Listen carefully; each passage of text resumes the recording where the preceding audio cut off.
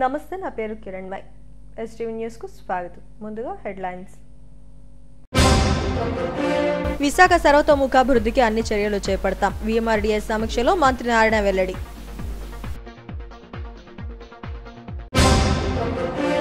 తిరుమల శ్రీవారిని దర్శించుకున్న సుప్రీంకోర్టు మాజీ ప్రధాన న్యాయమూర్తి జస్టిస్ ఎన్వి రమణ. స్వాగతం పలికి దర్శన ఏర్పాట్లు చేసిన అధికారులు. అవసరమైతే ఏపీలోనూ హైడ్రా తరహా సంస్థ తీసుకువస్తాం. కాపులుపడ డంపింగ్ యార్డ్ను పరిశీలించిన మంత్రి నారాయణ, ఎమ్మెల్యే గంటాలు. కంటి విషయంలో నిర్లక్ష్యం తగదు. వాసన ఐకేర్ ఆసుపత్రిలో ఎన్టీఆర్ వైద్య సేవలు ప్రారంభించిన MLA Velagapudi. Visakha metro region development అథారిటీని ప్రక్షాళన చేస్తామని పురపాలక శాఖ మంత్రి నారాయణ తెలిపారు. వీఎంఆర్డీఏ అధికారులతో మాస్టర్ ప్లాన్, రేరా అనుమతులు తదితర అంశాలపై ఆయన సమీక్ష నిర్వహించారు. వీఎంఆర్డీఏ పీకల్లోతు కష్టాల్లో కూరుకుపోయింది. ఒకప్పుడు మంచి ప్రాజెక్టులతో అభివృద్ధి పదాన ఉండే వీఎంఆర్డీఏ ప్రస్తుతం సిబ్బందికి జీతాలు ఇచ్చుకోలేని పరిస్థితి నెలకొంది. ఈ నేపథ్యంలో పురపాలక శాఖ మంత్రి నారాయణ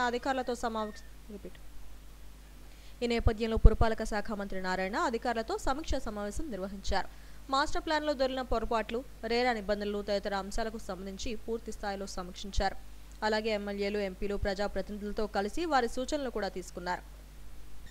5 ఏళ్లుగా వ్యవస్థలన్నీ నాశనం అయ్యాయని, వీటిని ప్రక్షాళన చేయాలంటే 6 నెలలు పడుతుందని మంత్రి నారాయణ చెప్పారు.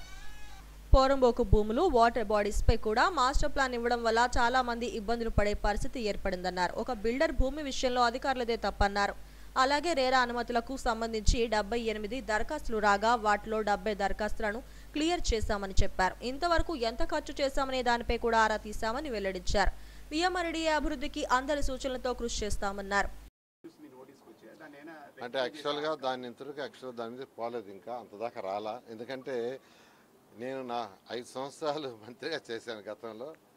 అయితే మళ్ళీ వచ్చిన తర్వాత వ్యవస్థలన్నీ కంప్లీట్గా నాశనమైనాయి. వాటిలన్నింటినీ మళ్ళీ ట్రాక్లోకి తేవటానికి నేను యాక్చువల్గా తిరుగుతూ అర్థం చేసుకుంటూ 1 by 1 కరెక్షన్ చేస్తున్నాను. ఈ డిపార్ట్మెంట్లో ప్రజలు ఏదైతే కోరుకుంటున్నారో ఇవన్నీ కూడా స్ట్రీమ్లైజ్ కావడానికి 6 months పడుతుంది. 2 నెలలు అయిపోయింది. అప్పటికే కొన్ని చేశాము. మీరు ఏదైతే మాస్టర్ ప్లాను దాని మీద ప్రాబ్లమ్స్ ఉన్నాయో ఖచ్చితంగా దాని మీద కూడా డిస్కస్ చేసి నా నోటీస్ కూడా వచ్చింది. ఇప్పుడైతే కొన్ని దగ్గరలో యాక్చువల్గా ఏంటంటే మాస్టర్ ప్లాన్ పూర్తి చేయండి సార్, ఇబ్బంది పడుతున్నాం అన్నారు. కొన్ని అయితే యాక్చువల్గా ఇవాళ వచ్చిన ఒక కేసులో ఏంటంటే గత మాస్టర్ ప్లాన్లో వాళ్ళు పొరంబోక్ కాలువ మీద రోడ్ డిజైన్ చేశారు, రోడ్ చేశారు.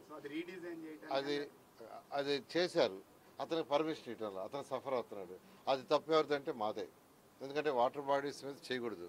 దాని మీద ఇవాళ డిస్కస్ చేశాను. అధికారులు యాక్చువల్గా ఒక క్లారిటీ ఇచ్చాను. ఆ డైరెక్షన్ కాకుండా ఇంకో డైరెక్షన్లో చేయొచ్చని. అది వాళ్ళ డైరెక్టర్ ఆఫ్ టౌన్ ప్లానింగ్ అంతా కూడా ఇక్కడి నుంచే అధికారులు మాట్లాడారు, వాళ్ళకి క్లియర్ చేశారు. వాళ్ళకు కూడా యాక్చువల్గా రేపే పర్మిషన్ ఇస్తున్నారు. ఇట్లా రియాలిటీ పబ్లిక్ ఏం సఫర్ అవుతుందో తెలుసుకోవడానికే నేను అన్ని దగ్గర తిరిగి మాట్లాడతాను. ఖచ్చితంగా చేస్తాను. ఎందుకంటే ఇవాళ మా దృష్టికి ఒక కేసు వచ్చింది. ఎవరిదండి ఆ కేసు, మీకు ఐడియా ఉందా? అభిలాష్ బిల్డర్స్ అనే వాళ్ళకి వాళ్ళు అప్లై చేసుకునే దానికి మాస్టర్ ప్లాన్ రోడ్లో ఆ యొక్క పొరంబోక్ కెనాల్ మీద ఇవ్వడంతో వాళ్ళు పెండింగ్ పడేస్తున్నారు. అది తప్పు. యాక్చువల్గా డిపార్ట్మెంట్ మాదే. ఖచ్చితంగా ఎక్కడైతే ఇటాటి వచ్చినాయో రివైజ్ చేయాలి, అన్నీ రివైజ్ చేస్తాం. గత 5 ఏళ్లలో విశాఖ అభివృద్ధిని నిర్వీర్యం చేశారని ఎంపీ శ్రీభరత్ అన్నారు. స్మార్ట్ సిటీ, స్వచ్ఛ భారత్ మిషన్లకు సంబంధించి 2200 కోట్ల కేంద్ర నిధులు డ్రా చేయలేకపోయారని చెప్పారు. ఆదాయం పేరుతో చెత్త పన్ను లాంటివి వేసి ప్రజలపై భారాలు మోపారన్నారు. సింగపూర్ తరహాలో జూను అభివృద్ధి చేస్తే విశాఖకు మంచి ఆదాయ వనరులు ఉంటుందన్నారు. మాస్టర్ ప్లాన్లో అనేక అవకతవకలు జరిగాయని ఆరోపించారు. వీటన్నిటిపైన ఎమ్మెల్యేలు, ఎంపీలు, ఎమ్మెల్సీల అభిప్రాయాలు తీసుకుని సీఎం చంద్రబాబు, మంత్రి నారాయణలు ముందుకు వెళ్తారని చెప్పారు. పదవి హోల్డ్ చేశారు కాబట్టి అప్పటి నుంచి అసలు ఈ 5 సంవత్సరాలు ఏం డెవలప్మెంట్స్ జరిగినాయి, ఏవి ముందుకెళ్ళినాయి అని రివ్యూ చేస్తూ ఇప్పుడు ఏం చేయాలని డిస్కస్ చేశాం. చాలా బాధాకరం ఏంటంటే ఈ 5 సంవత్సరాలు, గత 5 సంవత్సరాలు 19లో ఏదైతే మంచి పొజిషన్లో రాష్ట్రంలో వదిలి ఆయన ఆఫీస్ డిమిట్ చేశారో ఈ 5 సంవత్సరాలు అన్నీ డీరేల్ చేసేయడము, ఫండ్స్ని డైవర్ట్ చేయడము, కేంద్ర ప్రభుత్వం ఇచ్చిన డబ్బులు కూడా సరిగ్గా సద్వినియోగం చేసుకోలేకుండా వాళ్ళు డ్రా కూడా చేయలేకపోయారు. డిజాస్టర్ రిలీఫ్ ఫండ్ చేయలేకపోయారు, స్మార్ట్ సిటీ డబ్బులు డ్రా చేయలేకపోయారు. అనేక ప్రాజెక్ట్స్ స్వచ్ఛ భారత్ 2200 కోట్ల డబ్బులు కూడా వాళ్ళు డ్రా చేయలేకపోయారు. అన్నీ అలా మిగిలిపోయి అట్లా ఉంటే మా అందరికి చాలా బాధ కలుగుతుంది. అనేక విషయాల మీద ఇప్పుడు రోడ్లు డెవలప్ చేయాలన్నా, బిల్డింగ్లు చేయాలన్నా, హౌసింగ్ చేయాలన్నా, డ్రైనేజ్ చేయాలన్నా, డ్రింకింగ్ వాటర్ చేయాలన్నా, ఎలక్ట్రిసిటీ చేయాలన్నా అన్నిటికీ ఫండ్స్ అనేది మేజర్ షార్టేజ్ అయిపోయింది. ఆదాయం ఎట్లా పెంచాలో వీళ్ళకి తెలియదు, కానీ ఆదాయం కోసం వెతుకుతూ ట్యాక్సులు పెంచేశారు, చెత్త పన్నును స్టార్ట్ చేశారు. రకరకాలు చేయడం వల్ల ఎకనామిక్ యాక్టివిటీ దెబ్బతిని విశాఖపట్నం గ్రోత్ నుంచి అలా స్టాగ్నేట్ అయిపోయింది.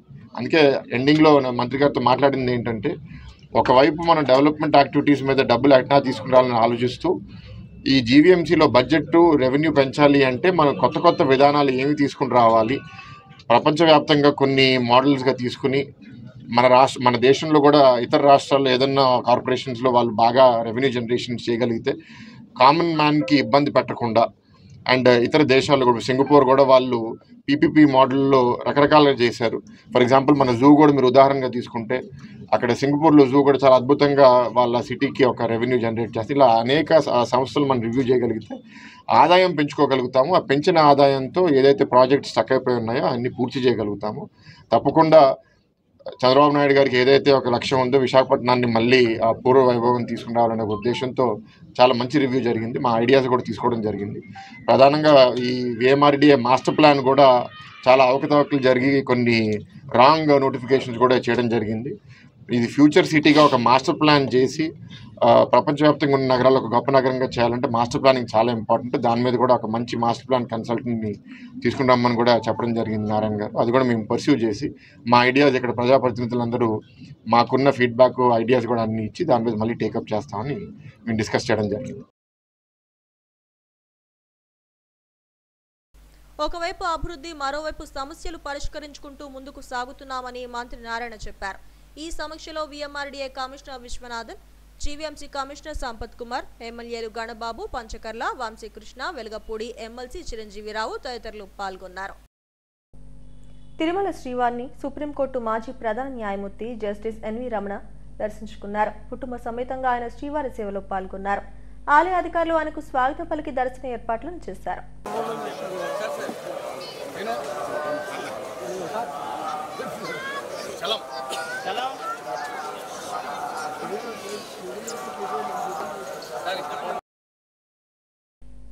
రుషికొండ భవనాలు, TDRల బ్యాండ్లపై త్వరలో నిర్ణయం తీసుకుంటామని మున్సిపల్ శాఖ మంత్రి నారాయణ వెల్లడించారు.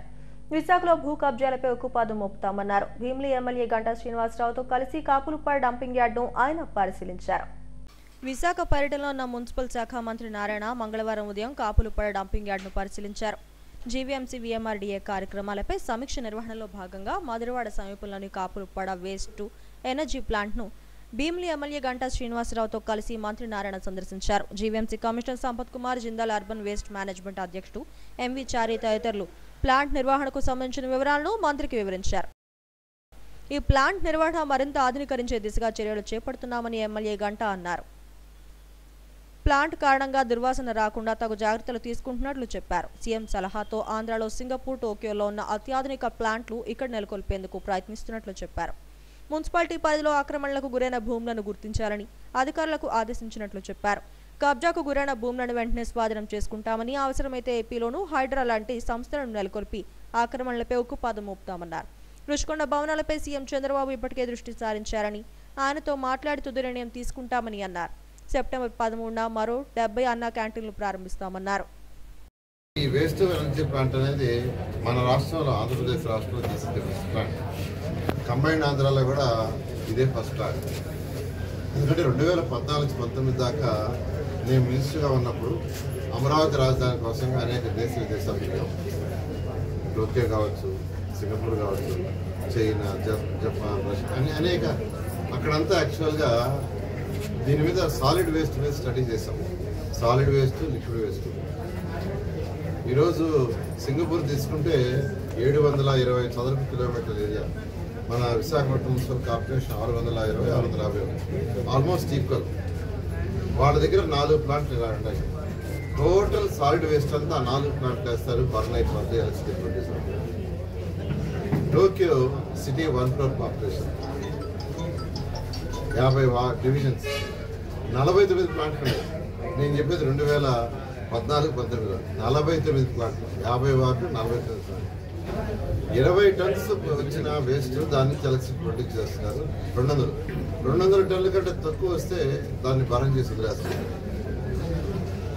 ఇలా ఉంటే వాటిలన్నింటినీ స్టడీ చేసి ఆ రోజు మన ముఖ్యమంత్రి గారు Swachh Bharat convener prime minister Narendra Modi garu ఆ రోజు 7 మంది సీఎంలతో కమిటీ చేశారు.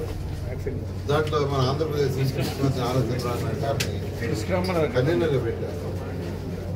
నేను కూడా ఆ మీటింగ్లకి మంత్రిగా పోయేవాడిని, అక్కడ కూడా డిస్కస్ చేశాను.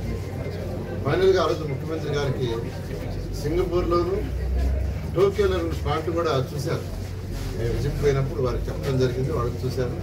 వెంటనే యాక్చువల్గా ఆంధ్రప్రదేశ్లో అన్ని జిల్లాల్లో 13 జిల్లాల్లో 13 ప్లాంట్ పెట్టమని ఆదేశించారు. ఇక్కడ వచ్చి 1200 టన్తో 15 మెగావాట్ ప్రొడ్యూస్ చేసే ప్లాంట్ వేస్ట్ని బర్న్ చేస్తారు. దాని నుంచి ఎలక్ట్రిసిటీ ప్రొడ్యూస్ అవుతుంది. మిగిలిన యాష్తో బ్రిక్స్ చేస్తారు. అంటే గుంటూరులో కూడా ఒక 1000 టన్స్ యాక్చువల్గా స్టార్ట్ చేశారు. ఈ 2 రన్ అవుతున్నాయి. మిగతా జిల్లాల్లో కూడా టెండర్ పిలిచాం. అయితే అవన్నీ ఆగిపోయినాయి. మరి స్టేట్లోనే హైయెస్ట్ రెవెన్యూ కానీ లేకపోతే డెవలప్మెంట్ యాక్టివిటీస్ కానీ ఇవన్నీ చేస్తున్న కార్పొరేషన్, దాంతోపాటు విఎంఆర్డి, ఈ రెండింటికి సంబంధించి ఒక సమీక్ష సమావేశం ఈరోజు చేయాలి. అలాగే అధికారులతో కూడా అందరితో కొత్త వాళ్ళు గవర్నమెంట్ బాధ్యతలతో వచ్చారు కాబట్టి కమిషనర్ కానీ విఎంఐడిఏ కానీ వీళ్ళందరూ అధికారులు వాళ్ళందరితో కూడా మాట్లాడాలని ఉద్దేశంతో ఆయన షెడ్యూల్ మీద రావడం. నిన్న ఈవినింగ్ వచ్చి సమీక్ష చేసే ముందు ఫస్ట్ నుంచి అలవాటు ఏంటంటే ఏదైనా ఆయన ఒక సమీక్ష చేసే ముందు దాన్ని పూర్తిగా స్టడీ చేయటం, ఏదో కాగితాలు ఇస్తే చూసి చేయటం ఆయనకు అలవాట్లేదు. మరి ముందు నేను మార్నింగ్ 7 o'clockకే ఫీల్డ్లోకి వెళ్ళాలి, అక్కడికి వెళ్తే బాగుంటుందని చెప్పి ఈ ఏదైతే వేస్ట్ మేనేజ్మెంట్ సంబంధించిన సాలిడ్ వేస్ట్ సంబంధించిన ప్లాంట్ చూద్దామని చెప్పని తీసుకోవటం, పెద్దలకు సంబంధించి రావడం మీ అందరి సమస్యలోనే చూసాం. ఇది ఒక challenging task. Solid waste management ఈరోజు నాట్ ఓన్లీ ఆంధ్రప్రదేశ్, ప్రపంచంలోనే ఒక పెద్ద ఛాలెంజింగ్ జాబ్. అటువంటి దాన్ని ఈరోజు దీన్ని జిల్లాల వాళ్ళు చేయటం, చిన్న చిన్న సజెషన్స్ లేకపోతే మేము కొన్ని చెప్పినప్పుడు కూడా ఒక ఎక్సలెంట్గా ఫంక్షన్ చేస్తున్న ఇది. అయితే నేను ఒకటే మినిస్టర్ గారిని కోరాను, ఈ ఏదైతే ఈ వేస్ట్ మేనేజ్మెంట్ పెట్టిన లొకేషన్ ఉందో స్ట్రాటజిక్గా ఇది చాలా ఇంపార్టెంట్. అంటే ఎంత ఇంపార్టెంట్ అంటే ఒక పక్క నేషనల్ హైవే, ఇంకో పక్క మధ్యలో ఐటీ హిల్స్, ఋషికొండ హిల్స్, అలాగే టూరిజం ప్రాజెక్ట్, దాంతోపాటు one of the best residential colony. అటువంటి లొకేషన్లో ఆ రోజు ఎప్పుడో అంటే అప్పటికి ఇంకా అంత డెవలప్ కానీ ఏరియాలో దీన్ని డెవలప్మెంట్ పెట్టుకోవడం. అనంతరం విశాఖలో విఎంఆర్డీఏ జీవీఎంసీ అధికారులతో మంత్రి నారాయణ సమీక్ష సమావేశం నిర్వహించారు. ఈ సమావేశంలో అధికారులు, ప్రజాప్రతినిధులు పాల్గొన్నారు. విశాఖ కాకినాడ పెట్రోకెమికల్ కారిడార్లో చేపట్టాల్సిన అభివృద్ధి కార్యక్రమాలపై మంత్రి సమీక్ష చేశారు. కంటి విషయంలో నిర్లక్ష్యం తగదని తూర్పు ఎమ్మెల్యే వెల్గపూడి రామకృష్ణబాబు అన్నారు. విశాఖలోని వాసన్ ఐ కేర్ హాస్పిటల్లో ఎన్టీఆర్ వైద్య సేవలు అందించడం హర్షణీయమన్నారు. రామ్నగర్లోని వాసన్ ఐ కేర్ హాస్పిటల్లో ఎన్టీఆర్ ఆరోగ్య సేవలను ఎమ్మెల్యే వెల్గపూడి చేతుల మీదుగా ప్రారంభించారు. ఈ సందర్భంగా ఆయన మీడియాతో మాట్లాడారు. కంటి విషయంలో నిర్లక్ష్యం చేయడం వల్ల అనేక ఇబ్బందులు ఎదుర్కోవాల్సి వస్తుందన్నారు. తెలుగు రాష్ట్రాల్లో వాసన్ ఐ కేర్ అందిస్తున్న సేవలు వెలకట్టలేనివన్నారు. నేత్రాల సంరక్షణపై ప్రజల్లో చైతన్యం తేవడంలో ఈ సంస్థ ఎనలేని కృషి చేస్తోందన్నారు. మారుతున్న వాతావరణ పరిస్థితుల కారణంగా ప్రజలు అనేక రోగాల బారిన పడుతున్నారని ఆందోళన వ్యక్తం చేశారు. ప్రతి ఒక్కరూ ఆరోగ్యాన్ని కాపాడుకుంటూ ఎప్పటికప్పుడు వైద్యుల సలహాలు తీసుకోవాలని కోరారు. ఈ కార్యక్రమంలో ప్రముఖ వైద్యులు doctor S N Murthy, doctor N Praveen Kumar, doctor Rahul Kumar, doctor K Ramadevi, branch manager Gopalarao తదితరులు పాల్గొన్నారు. కేంద్ర రాష్ట్ర ప్రభుత్వ ఉద్యోగులు, ఈఎస్ఐ కార్డు హోల్డర్స్ కు అన్ని కంటి వైద్య సేవలు అందుబాటులో ఉన్నాయని, ఇన్సూరెన్స్ కంపెనీల క్యాష్లెస్ సదుపాయం కూడా తమ ఆసుపత్రిలో ఉందని వైద్యులు తెలిపారు. బీపీఎల్ ఫ్యామిలీస్ అన్నిటికీ కూడా ఎన్టీఆర్ వైద్య సేవల ద్వారా వైద్య పరీక్షలతో పాటు ఆపరేషన్లు కూడా అన్నీ నిర్వహించడం జరుగుతుంది. త్వరలో దేశంలో ఎక్కడా లేని విధంగా 25 లక్షల రూపాయలు బీపీఎల్, ఏపీఎల్ అందరికీ, రాష్ట్రంలో ఉన్న 5 కోట్ల మందికి కూడా ఆరోగ్య బీమా కూడా మేనిఫెస్టోలో ప్రకటించినట్లు చంద్రబాబు నాయుడు గారు, పవన్ కళ్యాణ్ గారి నాయకత్వంలో త్వరలో 25 లక్షల రూపాయల ఆరోగ్య బీమా కూడా రాబోతోంది. ముఖ్యంగా ఈ వాసన్ ఐ కేర్ హాస్పిటల్లో ఈ ఆధునిక పరికరాలతో ఇందాక పెద్దలు డాక్టర్ మూర్తి గారు చెప్పినట్లుగా ఆదివారం అంటే వారానికి 7 రోజులు వర్క్ చేస్తున్నాం అని చెప్పారు. చాలా సంతోషం. ఎందుకంటే ఆదివారం చాలా హాస్పిటల్లో వైద్య సేవలు నిర్వహించడం లేదు. పర్టికులర్గా ఆదివారం వైద్య సేవలు నిర్వహిస్తున్నందుకు వారికి, వారి యాజమాన్యానికి, డాక్టర్స్కి, నర్సెస్ సిబ్బంది అందరికీ కూడా నా హృదయపూర్వక ధన్యవాదాలు తెలియజేసుకుంటున్నాను. మీడియా మిత్రులందరికీ వచ్చినందుకు ధన్యవాదాలు. నా పేరు డాక్టర్ ప్రవీణ్ కుమార్. ఈ శుభ సందర్భంలో ఇంకొక విషయం తెలియజేద్దాం అనుకుంటున్నాను. ఈ రోజు నుంచి 4 రోజుల పాటు డయాబెటీస్ ఉన్న పేషెంట్లందరికీ ఫ్రీగా eye checkup and retina screening అది నిర్వహించడం అనేది జరుగుతుంది.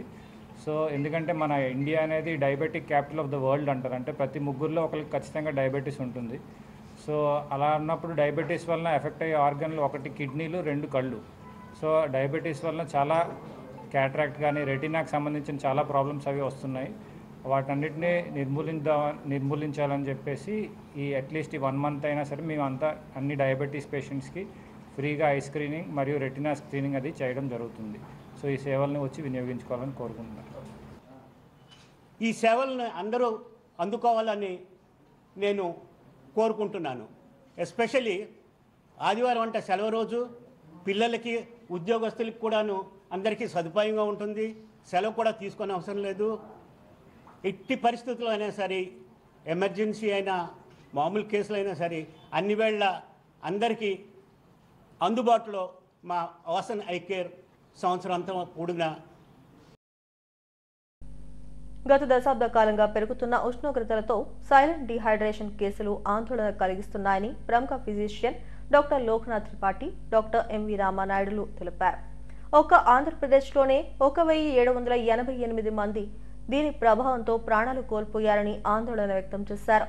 విశాఖలోని ఓ హోటల్లో జరిగిన అవగాహన సదస్సులో ఆయన మాట్లాడారు. విశాఖలో ఈ ఏడాది ఏప్రిల్ 43.4 డిగ్రీల సెంటీగ్రేడ్కు పైగా ఉష్ణోగ్రతలు నమోదయ్యాయని, విపరీతమైన తేమ కారణంగా ఉష్ణోగ్రతలు గరిష్టంగా పెరుగుతున్నాయని అన్నారు. కఠినమైన వాతావరణం కారణంగా సైలెంట్ డీహైడ్రేషన్ కేసులు పెరుగుతున్నాయని తెలిపారు. శరీరంలోని ద్రవాలు క్రమంగా కోల్పోయి డీహైడ్రేషన్కు దారితీస్తోందని చెప్పారు. దీనికి ద్రవాహారాలు, ఎలక్ట్రోలైట్స్ వంటి వాటిని ఎక్కువగా తీసుకోవాలని సూచించారు. ఐఎమ్ డాక్టర్ రామానాయుడు అండి, ప్రాక్టీసింగ్ ఫిజిషియన్. సో మెయిన్ ఇవాళ మనం తీసుకున్న టాపిక్ డిహైడ్రేషన్ అండి.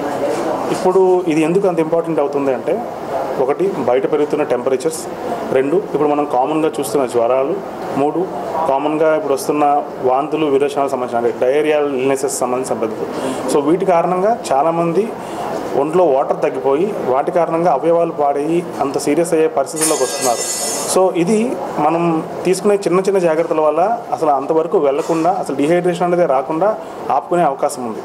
సో దానికి మనం మెయిన్గా ప్రమోట్ చేయాలనుకుంటుంది లిక్విడ్స్ బాగా తాగమని చెప్దాం అనుకుంటున్నాము.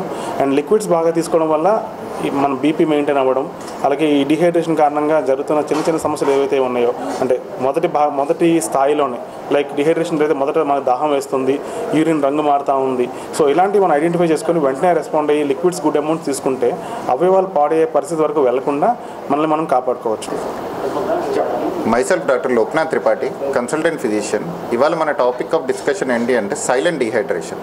అంటే డీహైడ్రేషన్ కంప్లీట్గా మనకి క్లినికల్ సైన్స్ రాకముందే ఎర్లీగా మనం ఈ డీహైడ్రేషన్ అన్నది డిటెక్ట్ చేసుకోవడం వల్ల వేరియస్ బెనిఫిట్స్ ఉంటాయన్నమాట.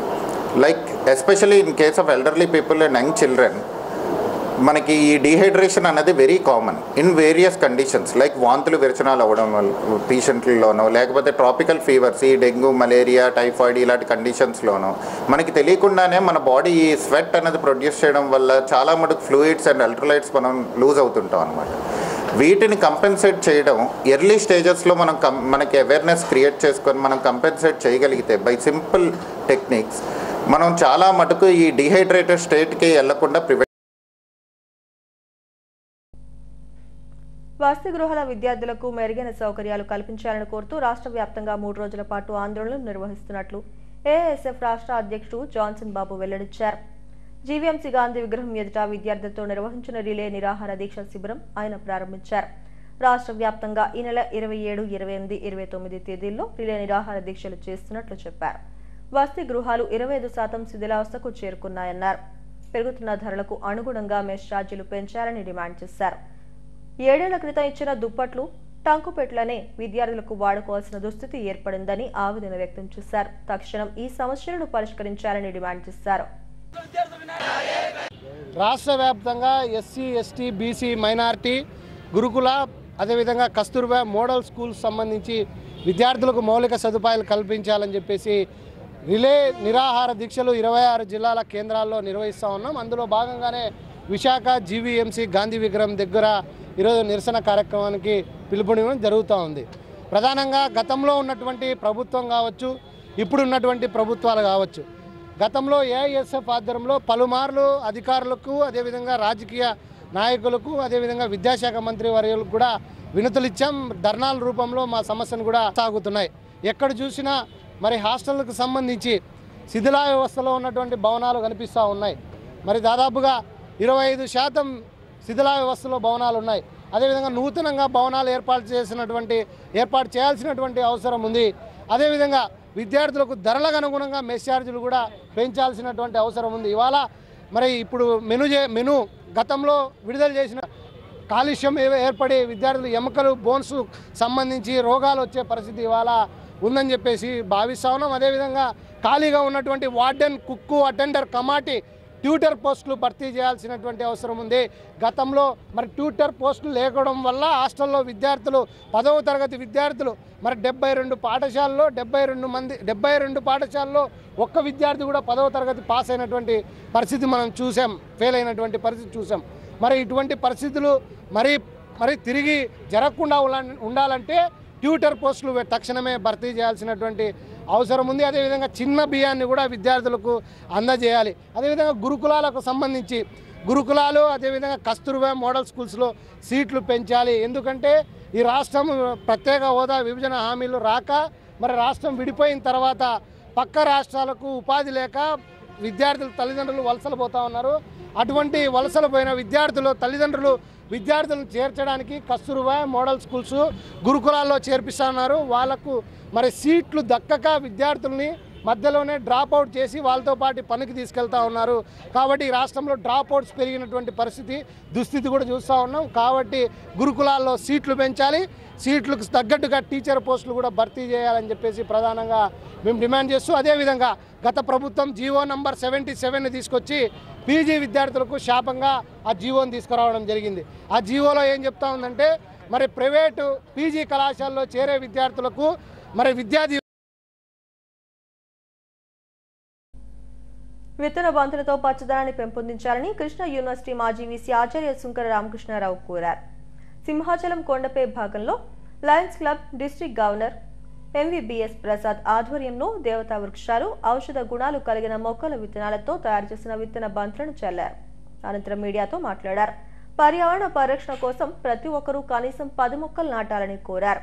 హీల్ ఎర్త్ అనే నినాదంతో తాము పర్యావరణ పరిరక్షణ కోసం కృషి చేస్తున్నామని లయన్స్ డిస్ట్రిక్ట్ గవర్నర్ ప్రసాద్ తెలిపారు. ఈ కార్యక్రమంలో north east line president M Suresh, వనిత విభాగం నుంచి సీతారత్నం తదితరులు పాల్గొన్నారు.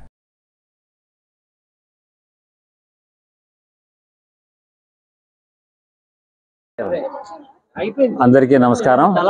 ఈరోజు మన Lions Club north east, Lions Club Vanitha, Lions Club Visakhapatnam volunteer governor గారి ఎంవీబీఎస్ ఆధ్వర్యంలో అందరం సింహాచలం కొండ మీదకి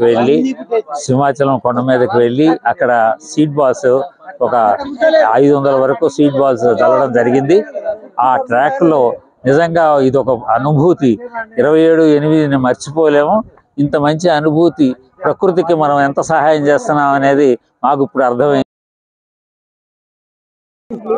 నేను Lions district governor lion professor MVBS Prasad. ఈరోజు ఎన్విరాన్మెంట్ ప్రోగ్రాంలో సీడ్ బాల్స్ వేయటంలో నార్త్ ఈస్ట్ వారు, విశాఖపట్నం నార్త్ ఈస్ట్ క్లబ్ వారు, అలాగే నార్త్ ఈస్ట్ వనితా క్లబ్ వారు ఈ ప్రోగ్రామ్ని అరేంజ్ చేశారు. రగ్గెడ్ టెరైన్లో వెళ్ళి హిల్ టాప్లో సీడ్ బాల్స్ వెదజల్లడం అనేది చాలా మంచి విషయం అండి. ఈరోజు మేము ఇక్కడ సింహాచలం కొండపైన సీడ్ ప్లాంటేషన్ ప్రోగ్రామ్ పెట్టామండి. యాక్చువల్గా ఈ సంవత్సరం మన గవర్నర్ అయినటువంటి హానరబుల్ ప్రసాద్ గారి స్లోగనే హీల్ ది ఎర్త్ అండి. సో ఆ కార్యక్రమం భాగంగా వినూత్నంగా చేయాలని చెప్పేసి వనితా క్లబ్ వాళ్ళ సౌజన్యంతో మన నార్త్ ఈస్ట్ క్లబ్ వాళ్ళు 2000 సీడ్స్ పైన 1000 సీడ్ ప్లాంటేషన్ చేసామండి. సో ఎప్పుడూ చేసే విధంగా కాకుండా ఏదో కొత్త రకంగా వినూత్నంగా చేయాలి అన్న కాన్సెప్ట్ తోటి ఇవాళ మేము సింహాచలం దేవస్థానం కొండ మీద సీడ్ బాల్స్ ప్లాంటేషన్ చేసాం. దాదాపు 2000 సీడ్స్ వరకు వేసాము. చాలా మంచి అడ్వెంచర్ తోని నార్త్ ఈస్ట్ వాళ్ళతో, నార్త్ ఈస్ట్ వనితతోటి కలిసి ఈ ప్రాజెక్టు మన రత్నం గారు ఆయన సహాయంతో చేసాము. చాలా ఇది లయన్స్ క్లబ్ గవర్నర్ గారు ప్రసాద్ గారు తలపెట్టిన, ఆయన గవర్నర్ అవుతూనే ఎకో ఫ్రెండ్లీ చేయాలి, ఎకో ఎన్విరాన్మెంటల్కి ఎక్కువ ఆ బేసిస్ మీద తను చేయాలని అనుకున్నారు. ఈ కార్యక్రమం మొట్టమొదటిగా నార్త్ ఈస్ట్ వనిత చేయడం, మాకు అవకాశం ఇవ్వడం, మేము లయన్స్ క్లబ్ డిస్ట్రిక్ట్ కి మేమందరం కూడా చాలా ధన్యవాదాలు తెలుపుకుంటున్నాము. సీతంపేటలోని రాధాకృష్ణ దేవాలయంలో శ్రీకృష్ణ జన్మాష్టమి వేడుకలు ఘనంగా నిర్వహించారు. సాయంత్రం శ్రీకృష్ణుని పురవీధుల్లో భారీ ఊరేగింపు నిర్వహించారు. అనంతరం ఊటికొట్టే ఉత్సవాన్ని సంబరంగా చేశారు. స్థానిక కార్పొరేటర్ సారిపల్లి గోవింద్ ముఖ్య అతిథిగా హాజరయ్యారు. ప్రముఖ పారిశ్రామికవేత్త భీమవరపు శ్రీను, కాంట్రాక్టర్ గోపాల్, నమ్మి వెంకట్, ఈశ్వరపు కుమార్ తదితరులు ఈ కార్యక్రమంలో పాల్గొన్నారు. కృష్ణుని వేషధారణలో చిన్నారులు ఉట్టికొట్టి అందరినీ ఉత్సాహపరిచారు. కృష్ణాష్టమి సందర్భంగా సీతంపేట గ్రామం నుంచి భారీగా రాధాకృష్ణ కోవిల్లోనూ అంగరంగ వైభవంగా జరుగుతుంది. దీనికి ముఖ్య అతిథిగా ఈ నియోజకవర్గం ఎమ్మెల్యే కృష్ణకుమార్ రాజు గారు, అలాగే పల్లా శ్రీనివాసరావు గారు, అలాగే వంశీకృష్ణ శ్రీనివాస్ యాదవ్ గారు విచ్చేస్తున్నారు. ఈ కార్యక్రమం చాలా వైభవంగా, చాలా రంగరంగ వైభవంగా జరుగుతుంది. సీతంపేట గ్రామంలో, సీతంపేట గ్రామమే కాదు జిల్లా మొత్తం అంతా ఇక్కడ రాధాకృష్ణ టెంపుల్కి వచ్చి రంగరంగ ఉట్లు కొట్టే కార్యక్రమం కూడా ఇప్పుడు జరుగుతుంది సాయంత్రం. ఈ కార్యక్రమంకి అందరూ పాలు పంచుకున్నందుకు ధన్యవాదాలు తెలుపుతున్నాం. అలాగే ఈరోజు ఉదయం నుంచి శ్రీకృష్ణ పరమాత్ముడికి వెన్నతోనే పాదాభిషేకాలు, అలాగే వెన్నాభిషేకం, నెయ్యాభిషేకాలతో పాటు వివిధ రకాల పూజా కార్యక్రమాలు ఉదయం నుంచి కూడా అంగరంగ వైభవంగా జరుగుతుంది. ఈ యొక్క కార్యక్రమాలు గత 100 సంవత్సరాల కలగల చరిత్ర సీతంపేట గ్రామంలో జరుగుతున్న తోటి నుంచి ఇప్పటి వరకు ఈ యొక్క కార్యక్రమానికి ముఖ్య చేసినటువంటి గారికి, అలాగే స్థానిక వార్డు కార్పొరేటర్ అయినటువంటి సారిపల్లి గోవింద్ గారికి, అలాగే పారిశ్రామికమైనటువంటి శ్రీ భీమవరం శ్రీ గారికి, నమ్మి వెంకట గారి స్థానిక గ్రామంలో కూడా వీళ్ళ ఆధ్వర్యంలో ఈ యొక్క కార్యక్రమం అంగరంగ వైభవంగా జరుగుతుంది.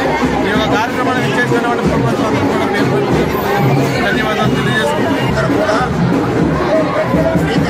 శ్రీకృష్ణాష్టమి శుభాకాంక్షలు తెలియజేస్తూ, మరి ఏదైతే మరి ప్రతి సంవత్సరం కూడా మరి ఒక కృష్ణ టెంపుల్ కూడా మరి కృష్ణ జంక్షన్లో ఉండడం జరిగింది. ఈ టెంపుల్ కూడా కృష్ణ టెంపుల్ అంటే చాలా మందికి అందరూ కూడా తెలిసిన మరి కృష్ణ భగవానుడు. మరి ఈరోజు ఉదయం అంతా కూడా పూజలు చేసి మరి ఈరోజు సాయంత్రం మరి అందరూ కూడా మరి గ్రామ పెద్దలు కానీ గ్రామ యువత కానీ అందరూ కూడా మరి ఈ ఒట్ల కార్యక్రమం జరిగి ముఖ్యంగా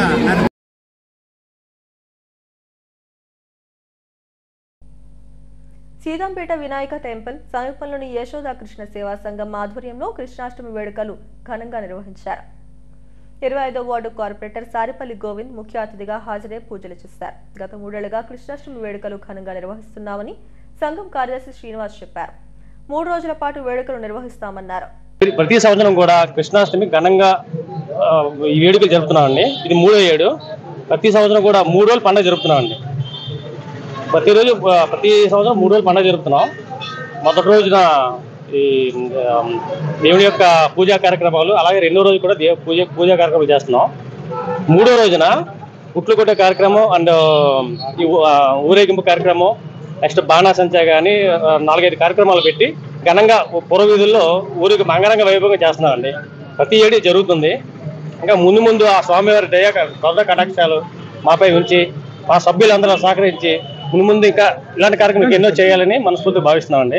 నెక్స్ట్ ఏంటంటే ఈ సంఘం నుంచి అనేక సేవా కార్యక్రమాలు మనం పబ్లిక్ కూడా చేయడం జరుగుతుందండి. కొన్ని కొన్ని హాస్పిటల్ సంబంధించి కొన్ని మెడికల్ క్యాంపులు పెట్టడం కానీ, నెక్స్ట్ ఏంటంటే చలివేంద్రం, ప్రతి సంవత్సరం మజ్జిగ చలివేంద్రం 100 days పెడుతున్నామండి. 100 days సంఘం నుంచి డబ్బులు మేము ఓన్గా కలెక్ట్ చేసిన డబ్బులు సంఘం నుంచి యశోద సేవా సంఘం తరఫు నుంచి 100 days మజ్జిగ చలివేంద్ర కార్యక్రమం పెడుతున్నాం ఎవ్రీ ఇయర్. భగవంతుడి దేవల్ల ఇప్పటివరకు ప్రతి కార్యక్రమం కూడా నా పేరు శ్రీనివాస్ అండి. హెడ్లైన్స్ మరోసారి. విశాఖ సర్వతోముఖాభివృద్ధికి అన్ని చర్యలు చేపడతాం. వీఎంఆర్డీఎస్ సమీక్షలో మంత్రి నారాయణ వెల్లడి.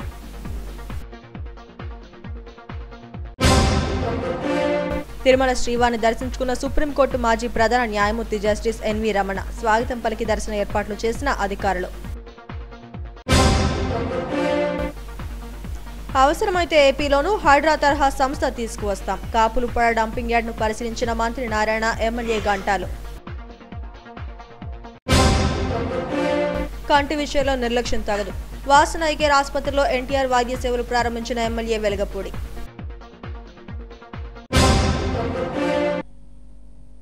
ఈ వార్తలు ఇంతటితో సమాప్తం. మరిన్ని వార్తా విశేషాల కోసం చూస్తూనే ఉండండి STV న్యూస్.